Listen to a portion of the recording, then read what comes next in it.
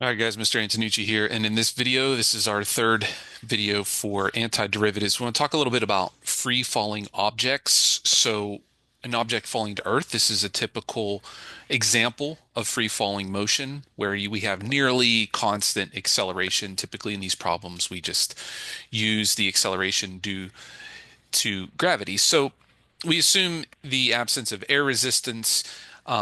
So in those cases, all objects, regardless of their size, weight, or composition, fall with the same acceleration when released from the same point above the Earth's surface. So, and if the distance isn't too great, the acceleration remains constant throughout the fall. So essentially, you could drop a feather or a bowling ball and they'll land at the same time if there's no air resistance. So this is ideal motion in which air resistance and the small change in acceleration due to gravity or due to altitude are neglected. This is what we call free fall. Now, the constant acceleration of a freely falling object is called acceleration due to gravity, and it's denoted by the symbol g. And near the Earth's surface, in feet, it's 32 feet per second squared, and in meters, it's 9.8 meters per second squared. And its direction is downward toward the center of the Earth. So we're going to look at an example here of a situation involving free fall. So a rock is thrown straight down or straight up with an initial velocity of 19.6 meters per second from the roof of a building for 24.5 meters from the ground. As shown here in this figure, how long does it take the rock to reach its maximum altitude is the first question we want to look at. So to answer this, we need to find the velocity and position functions as a function of time. So we begin our time at t equals 0 is going to be when the rock is released. So if s is the distance in meters, then the rock is released at a height of 24.5 meters. So that gives us the initial condition that S of 0 equals 24.5 meters. Okay. The initial velocity would be the velocity when the rock was released, and that was 19.6 meters per second. Now, the velocity is positive because it's thrown upward at this moment. So if air resistance is ignored, the only force acting on the rock is gravity. And so the acceleration due to gravity is constant, which is g, as we talked about a minute ago. And here, since we're dealing in meters, it's negative 9.8. And this also can be thought of as the derivative of velocity, because we talked about how velocity is the derivative of acceleration. So using our initial condition that velocity at 0 is 19.6, we can get the velocity function as negative 9.8 t. So the antiderivative of the constant 9.8 is negative 9.8 t plus c.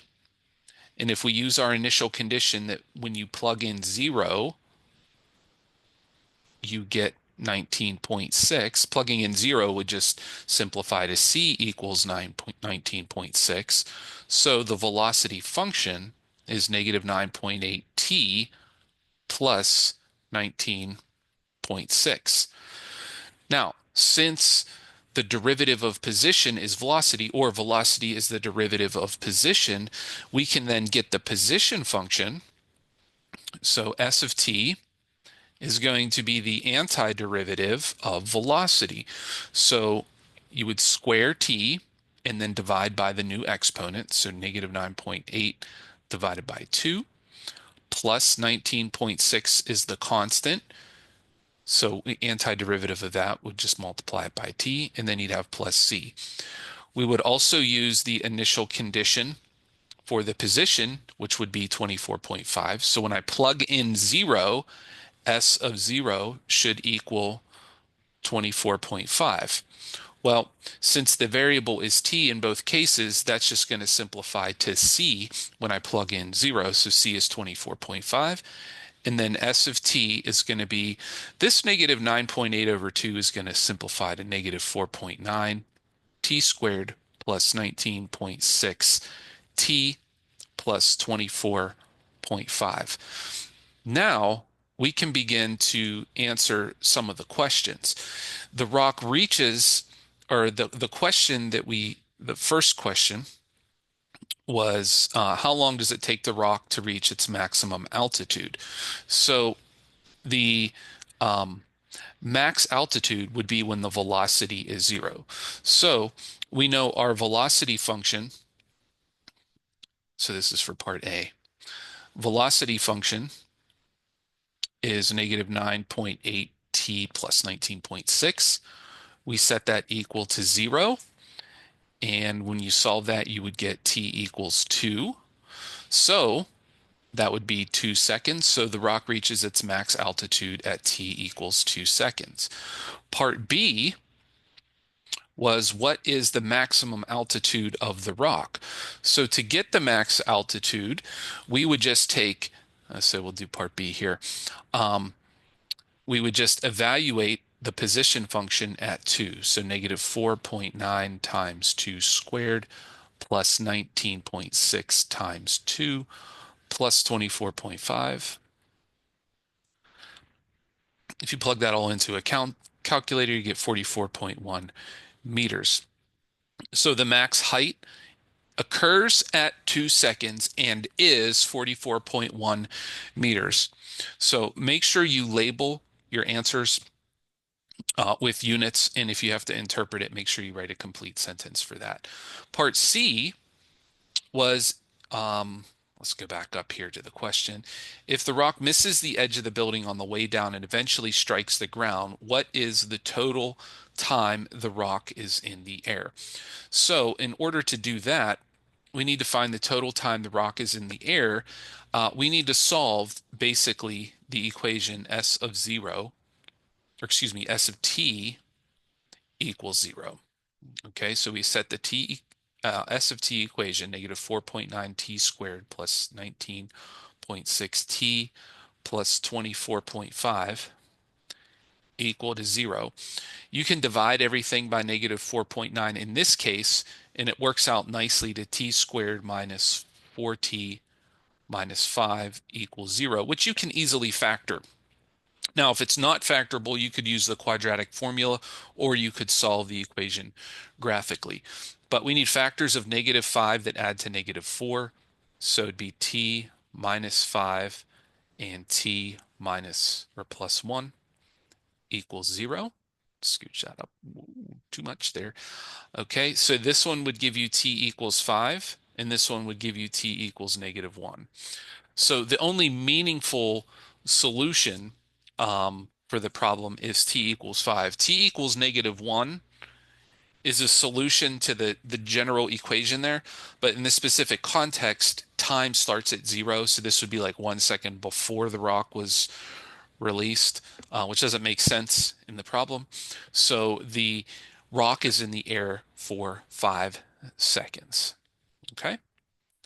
Now, if we let t equals 0 be the instant we begin to measure the motion of the falling object, and suppose at this instant the object's vertical distance above the Earth is s of 0, and its velocity is v of 0, since acceleration is the derivative of velocity and acceleration equals negative g, we have acceleration equals the derivative of velocity equals the opposite of g. Now, if v of 0, the initial condition for velocity, is v of 0, then the velocity function is negative gt plus v naught. Again, since velocity is the derivative of position, then we can say that ds dt is negative g times t plus v naught. And then using the initial condition that s naught is the position of the function when time starts, you can obtain the general position function. So negative 1/2 gt squared plus v naught t plus s naught, where g is the acceleration due to gravity, v is the initial velocity, v naught rather, and s naught is the initial position. And then one of the theorems is Newton's first law of motion, which says if no force acts on a body, then the body remains at rest, and a body in uniform motion or constant velocity remains in uniform motion. So that's it for this one, guys. Hope that was helpful to you, and take care.